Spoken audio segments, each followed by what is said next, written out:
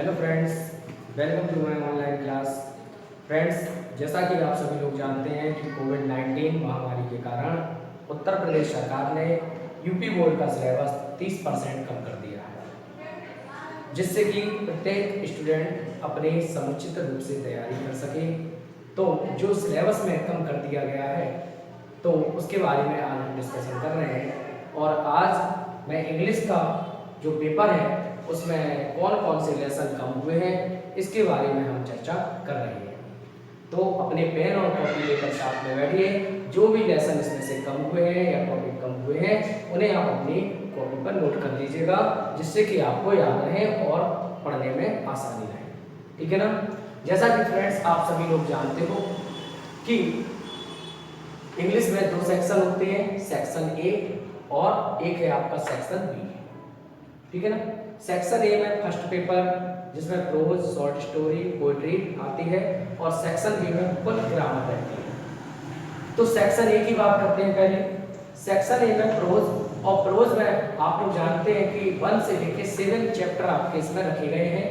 First chapter है a girl with a basket, second है a fellow traveller, third chapter है the secret of health, success and power, fourth the homecoming, fifth है I am John Sart, six है women's education और 7 है आपका the heritage of India.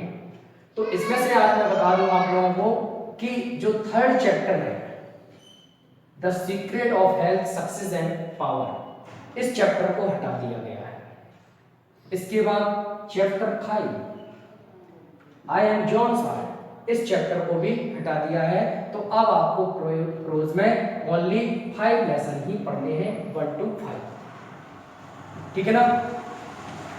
इसके बाद है शॉर्ट स्टोरी।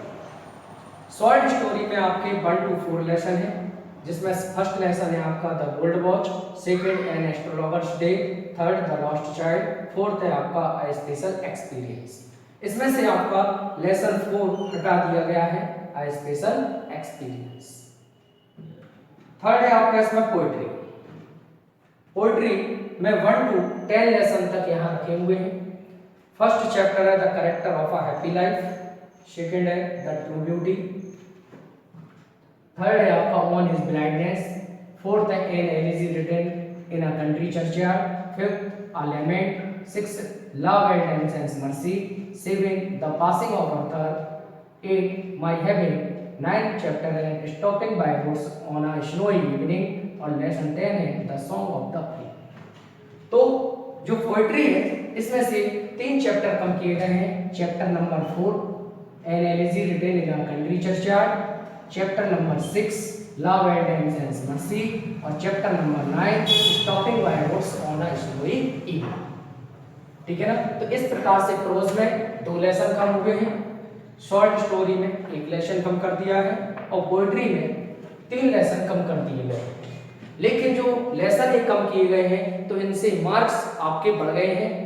यहाँ पर जो प्रोज है अब वो आपका मार्क्स 19 यानी 19 मार्क्स की प्रोज आपको पेपर में आएगी, जिसमें से आपको एक्सप्लेनेशन रहेगा 10 मार्क्स का ओनली। बंद करना है, 10 मार्क्स एक्सप्लेनेशन का रहेगा, एक शॉर्ट क्वेश्चन रहेगा वो 5 मार्क्स का रहेगा और 4 आपको इन्हीं टॉपिक से यानी कि इन्हीं लेसन से आपको फिल इन द ब्लैंक्स रहेंगे जो 4 नंबर के रहेंगे।